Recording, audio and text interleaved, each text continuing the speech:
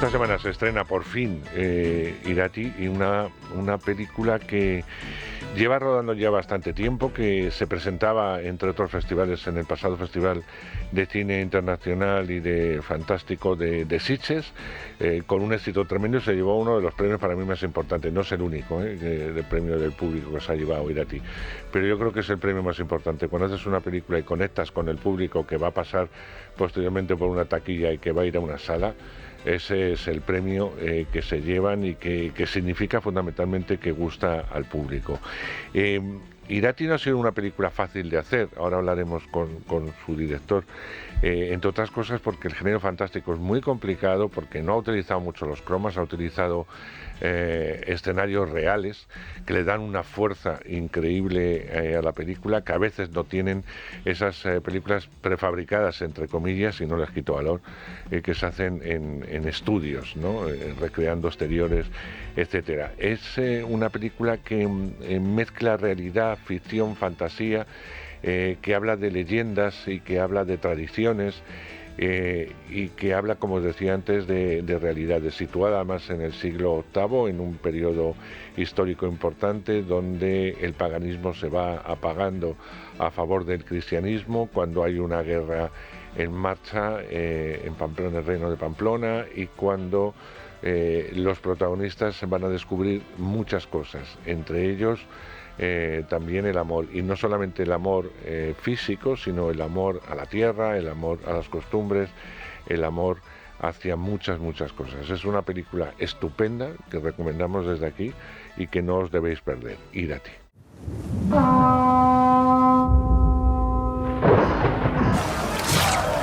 Tu padre hizo lo que debía para proteger a los nuestros.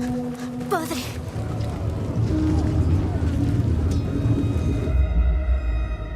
Cuando yo no esté, tú cuidarás del valle. Prométemelo. Muchacho, tendrás que ser fuerte para ser señor del valle.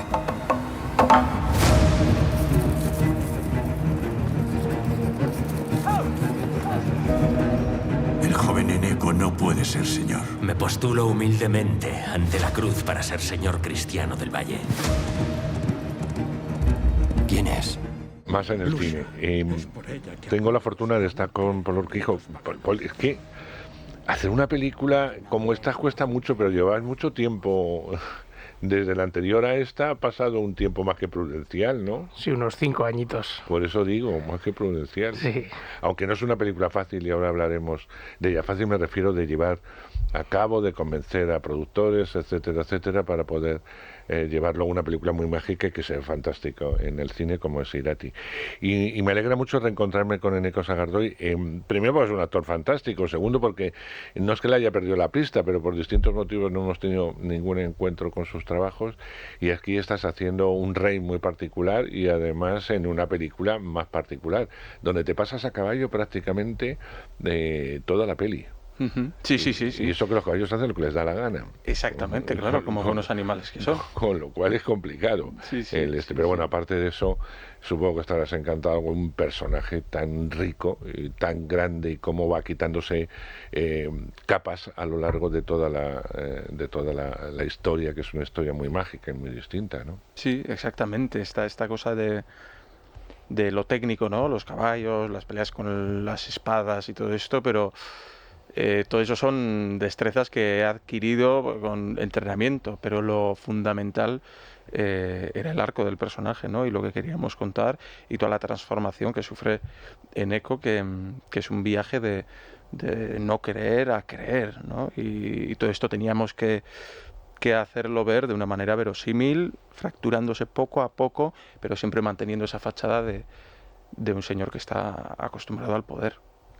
Pues lo has dicho por activo y por pasiva en distintas entrevistas. Te interesan mucho las historias que son historias contadas, que son historias tradicionales, que hablan mucho de la propia naturaleza, de todo, la fuerza que puede tener la propia tierra en sí, y las propias leyendas, entre comillas, y además a todo eso añades que eres un fan del fantástico y que no quieres abandonar. Pero todo esto, que es muy bonito, una vez hecha ya la película y que se puede contar, hay que convencer a productores, hay que convencer a mucha gente para hacer una producción que si la hubieran hecho en Estados Unidos hubiera costado $200 millones, como poco, y que tú te has tenido que contar con el dinero que hayas podido conseguir, y que no se nota en absoluto esa falta, entre comillas, de dinero, que además creo que te han preguntado mucho, ¿y cómo has sido capaz de hacer una película así con ese presupuesto, ¿no? Y es algo que les maravilla no solamente a tus compañeros, sino a gente de fuera cuando ha visto la película. La pregunta al principio, ¿fácil no ha sido el proyecto a la hora de llevar a cabo? Bueno, no, la verdad es que lo primero que piensas cuando dices, bueno, a ver, quiero hacer una película de género fantástico, aquí, con batallas, con criaturas mitológicas, medieval, ¿no? Pues lo primero que piensas es que es imposible. Pero bueno, yo como en toda mi trayectoria con los cortometrajes y las pelis, siempre juegas partiendo de las limitaciones, ¿no? Este es el género que a mí me gusta hacer, veo toda clase de cine, pero hacer es el que más me gusta. Y entonces, para poder hacerlo, ¿qué herramientas puedo utilizar, ¿no? Entonces, al final vas acotando el proyecto de manera que, bueno, pues es una película que transcurre en lugares naturales, donde vamos a tener un valor de producción muy grande yendo a sitios impresionantes, preciosos, ¿no? De la naturaleza, que están vinculados con esas deidades mitológicas de las que habla la película, ¿no? Es una historia, es un viaje de unos personajes que en un principio empieza con una gran batalla, pero que la solucionamos pues con inventiva, creativa y técnica para que parezca que es una gran batalla, pero realmente no teníamos tantos figurantes, ¿no? Entonces, bueno, juegas con todas esas limitaciones para intentar contar la película lo más épica posible, ¿no? También en lo fantástico, a la hora de la puesta en escena de las criaturas mitológicas, jugar siempre con el sugerir, con el fusionarlo con ese entorno natural, con la oscuridad, ¿no? Y bueno, al final es eso, partiendo de esas limitaciones que tenemos, pues poder intentar llegar todo lo lejos que podemos para hacer la película más épica posible.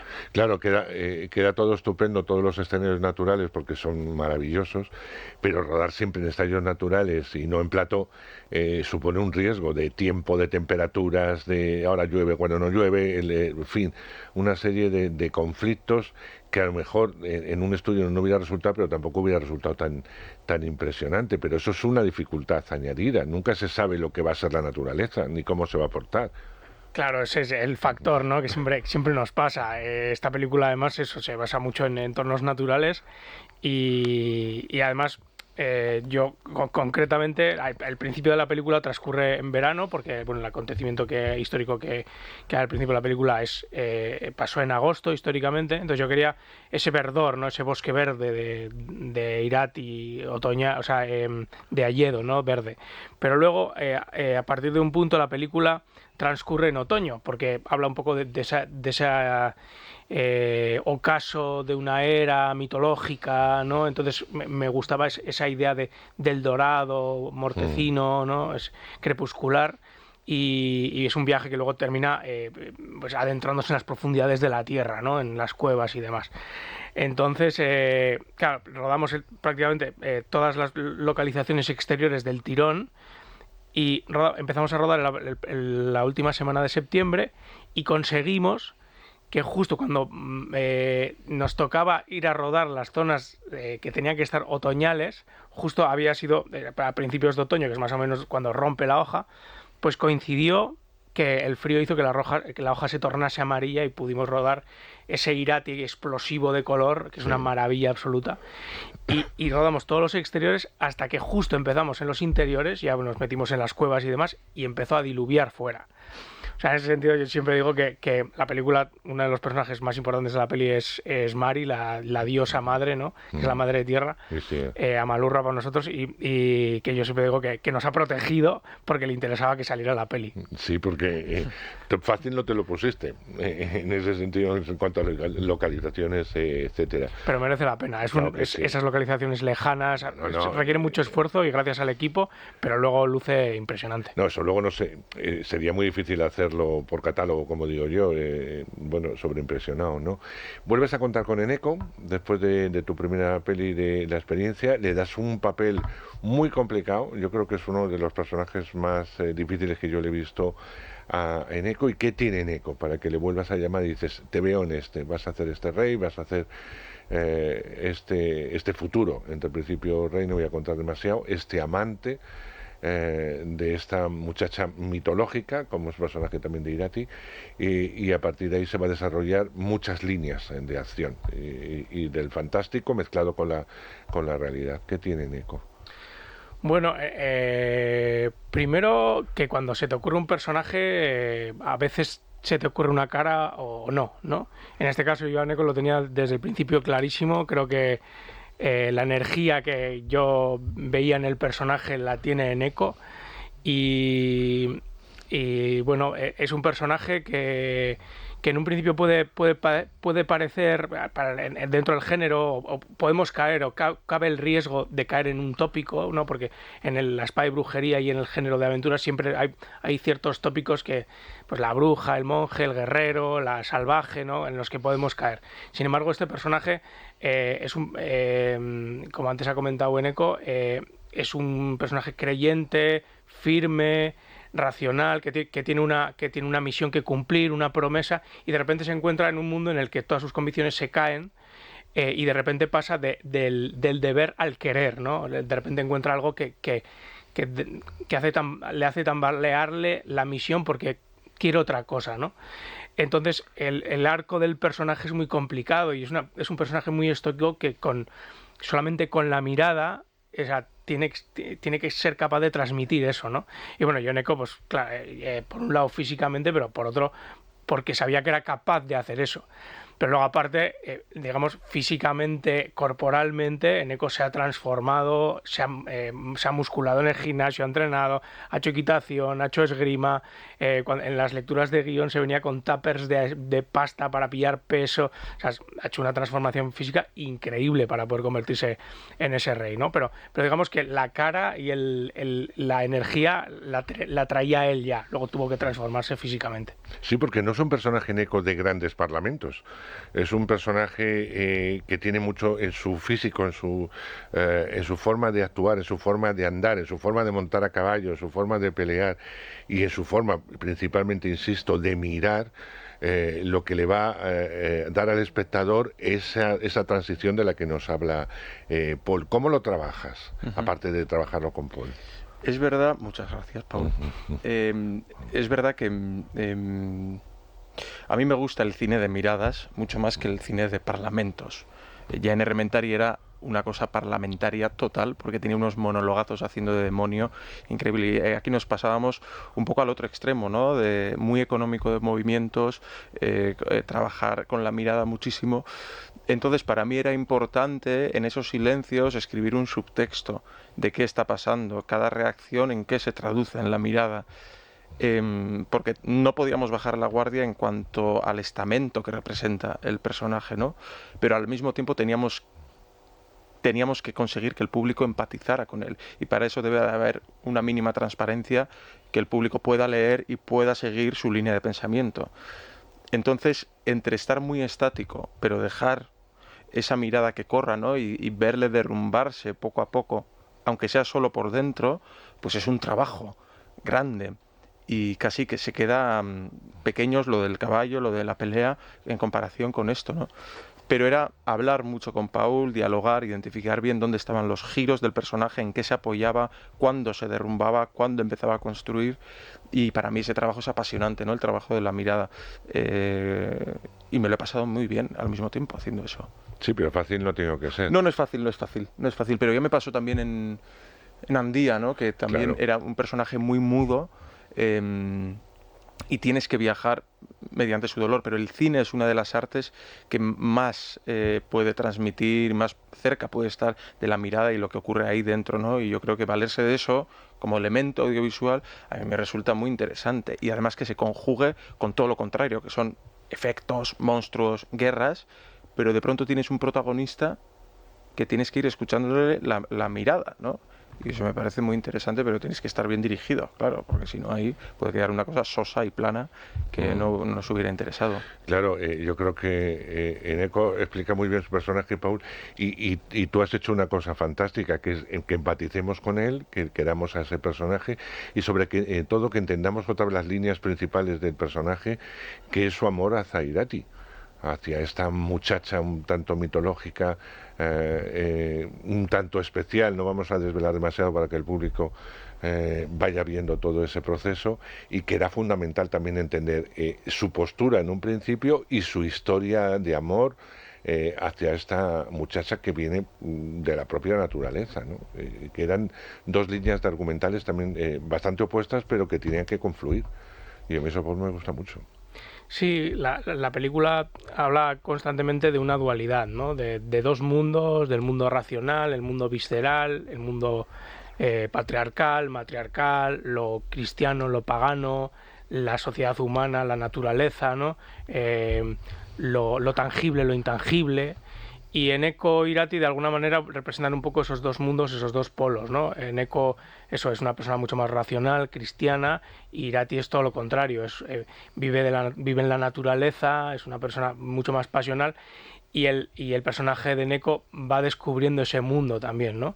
Y a través de Irati pues descubrirá ese mundo mitológico lleno de deidades que están subsistiendo mientras esas grandes religiones van avanzando y van absorbiendo y sincretizando esas formas diferentes de ver el mundo. En un mundo desprotegido en el que estamos viviendo, yo creo que el canto a la naturaleza, a la propia vida en sí de esta película, que tiene muchas lecturas, yo también me quiero quedar con una lectura actual. Yo creo que es maravilloso que podamos hablar de ese canto, de esa verdad y ¿por qué no?, de esas criaturas míticas que pueden existir o que han existido en la mente de alguien, y que Paul nos ha ido contando en esta historia, ¿no? Totalmente, y creo que toda película buena que se precie tiene que brindar esa oportunidad de poder trasladar el conflicto y los temas principales a hoy en día, ¿no? Y creo que lo hace de una manera además inteligente y profunda, porque no son los buenos y los malos, creo que es otro de los aciertos de la película. Y por otro lado, sí, hay mucha escucha entre los dos bandos, entre comillas, ¿no? Porque están todos dispuestos a cambiar con más o menos resistencia, pero creo que el personaje de Eneko justamente es ese signo que yo querría ver un poco más hoy en día en los que tienen el poder, que es la capacidad de escucha y poner en cuestión creencias que dabas por hecho que eran fijas, inquebrantables. ¿Por qué crees que a los productores les cuesta tanto creer que los directores españoles y que los guionistas pueden hacer cine bueno, fantástico? ¿Por qué crees que les cuesta tanto? Porque a ti, según creo, te tienes que hacer como un libro antes para que luego el productor visualice en la película y la vea, y que eres capaz de poder hacerla. ¿Por qué les cuesta tanto creer? O sea, cuando uno va con otro guión, otro tipo de propuesta, no le hace falta hacer todo el proyecto casi visualmente para que la vean. Bueno, yo creo que simplemente por una falta de tradición, de que no ha habido, y cuando no hay, pues a la gente le cuesta imaginarse que eso puede ser, porque normalmente el género fantástico es caro, ¿no? Requiere de efectos, de puesta en escena muy complicada. Entonces, cuando no hay tradición y no hay, a pesar de que tenemos unos técnicos, pues ya hemos demostrado que muy capaces de poder hacer una película épica y grande, llena de efectos y demás, si no se ha hecho antes, pues los productores es normal que les asuste de primeras. Entonces, yo lo que he hecho ha sido pues utilizar mis recursos. Yo sé dibujar, entonces a la vez que voy escribiendo el guión, voy desarrollando la película a nivel visual, me hago un libro que me sirve tanto para transmitirle al equipo cómo quiero que se vea la película, como a los productores para que estén más tranquilos y más seguros, ¿no? Al final son herramientas, es un camino que no se han dado hasta ahora, y que para andarlo pues quizás hay que pues apostar más y demostrar más, y cuesta su tiempo. En mi caso, como es algo que me ha tirado del corazón y de las tripas más que del raciocinio, he tirado para adelante como un jabato con todas las herramientas que tenía, porque para mí era imprescindible que yo tenía que hacer esta película. O sea, era un sueño que tenía que realizar, y casi como una gesta personal el transmitir estos cuentos, estas leyendas y estas deidades que se han transmitido oralmente, pues yo también hacer una gran película como en honor, ¿no?, a toda esa transmisión que me ha llegado. Pero además no quieres dejar el fantástico, lo reivindicas en todas tus entrevistas. No, porque la verdad es que yo me lo paso muy bien desarrollando estos mundos, ¿no? Es muy divertido visualizar las criaturas, esos mundos. Además, si hay acción, mejor, porque me lo paso muy bien también planificando escenas de acción. Entonces, para mí el género fantástico es uno de los géneros más poderosos que existen, porque no tiene límites, puedes hacer lo que te dé la gana, ¿no? Entonces, bueno, también es por una cuestión de gusto personal, es lo que me gusta y es lo que quiero seguir haciendo. ¿Que haría otras cosas? Por supuesto, pero en principio yo en el género fantástico me siento muy cómodo. O sea, que por ahí irán los tiros en la próxima. En principio sí. Esperemos que no sean 5 años. Esperemos. de preparación. Eneco, la prueba de fuego, después de hacer una película como esta, en la que confías plenamente en Paul, porque a Paul, que ya la habías trabajado con él, es cuando uno ve la peli, porque mientras que está rodando tiene muy claro el personaje, hablas con él, te indica y tal, pero es verdad que en esta película se crean una serie de elementos, ya hablamos que entra dentro del fantástico, que hay peleas, que estás mucho tiempo a caballo, que hay muchas cosas que hasta que eso no lo ves pegado y no lo ves en una pantalla, tampoco eres capaz de discernir lo que has hecho y lo que no has hecho. Cuando lo has visto, ¿qué has sentido, Eneco? ¿Era lo que pretendías? ¿Era más de lo que esperabas? ¿Cómo ha sido esa experiencia? Claro. Aparte de juzgarte como actor, que siempre os juzgáis fatal en la primera... Exactamente. No, yo ya he asumido que yo soy incapaz. Bueno, yo en rodaje, de hecho, Pablo lo sabe, yo no me veo...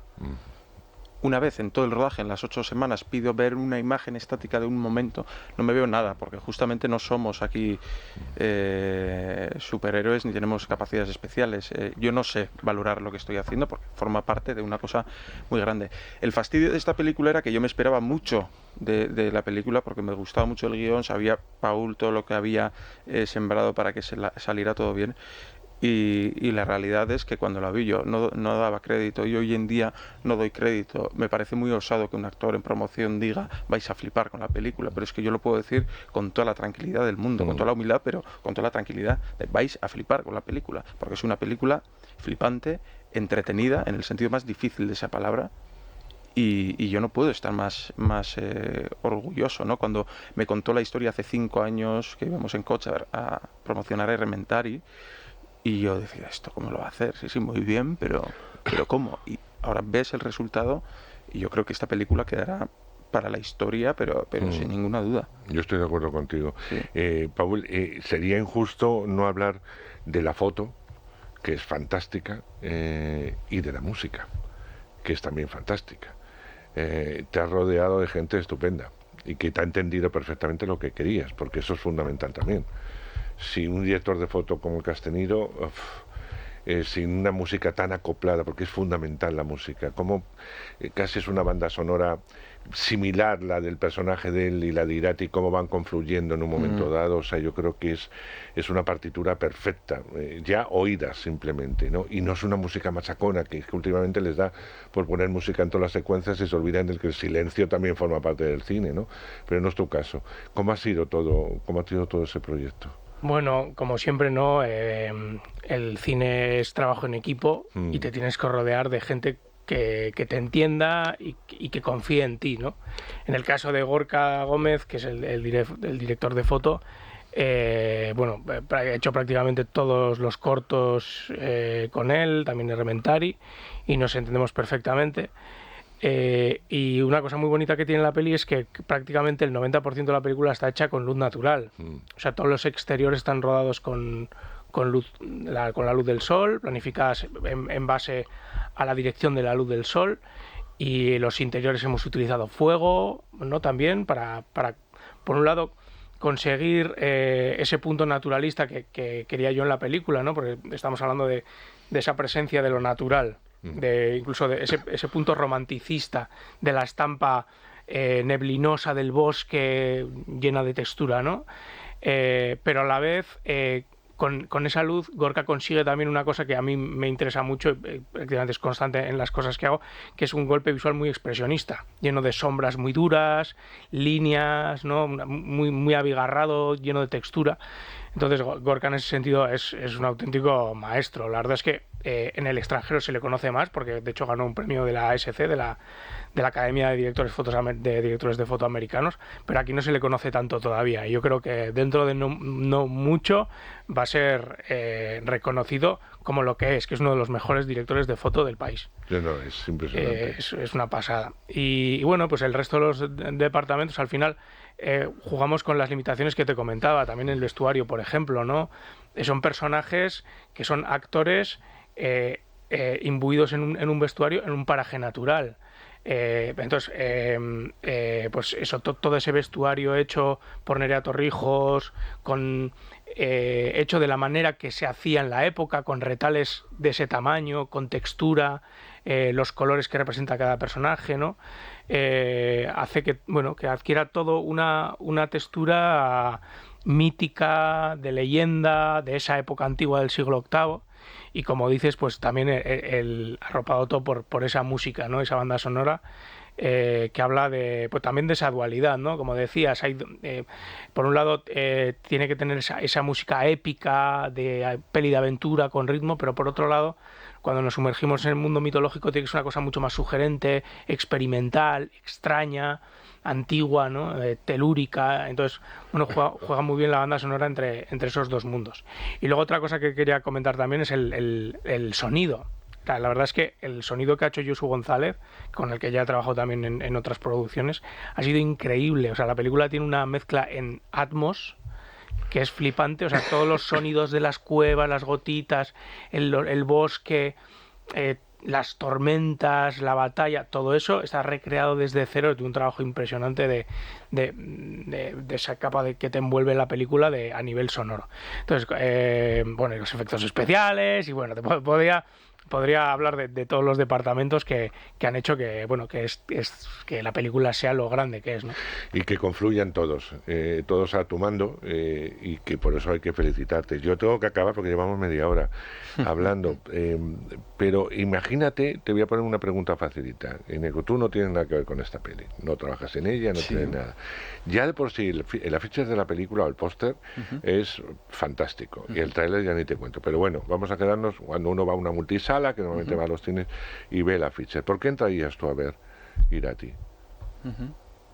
Porque creo, para mí todas las películas son experiencias cinematográficas que hay que verlas en las salas, ¿no? Pero es verdad, cuando ves una película tan estremecedora, ¿no? Y tan con un diseño de sonido, y cuando ves esas gotas, esa sangre, esa guerra, esos paisajes, vamos, es que se me hace tan natural el espacio de la sala de cine para verla, que no quisiera esperar a poder verla en otro sitio para vivir esa experiencia, ¿no? Todas las películas son para las salas, pero esta es que casi es una película que no te deja opción a no verla en la sala de cine. Además es una historia, yo siempre digo que el cine te cuenta una historia a ti mismo. Tú estás solo en el cine, aunque vayas acompañado, estás solo. Sí. Y yo como espectador, cada vez que voy a un pase, que veo una peli, pienso que esa película me la están contando a mí solo, me olvido de que tengo gente alrededor. Y la experiencia es única, porque no me molesta nada, porque tengo el móvil apagado, porque nadie me está dando, iba a decir, un taco por saco, y estoy centrado en la historia que me cuentan. E Irati necesita, como dice Eneco, ese recogimiento para entrar en una historia que te va a transformar y que además desde el minuto uno entras a saco. Así que muchas gracias por hacer cine como este, que lo necesitamos. Espero, insisto, lo de los 5 años, espero que la tengas ya más o menos prevista. Y Eneco, hablaremos, estoy convencido de la próxima realidad ya que hayas terminado y que la podemos comentar aquí, y espero contar contigo como siempre. Muchísimas gracias a los dos, y como decís en el argot, muchísima mierda, que es lo importante, que vaya mucha gente este fin de semana a ver Irati. Muchísimas gracias. Muchas gracias, un placer.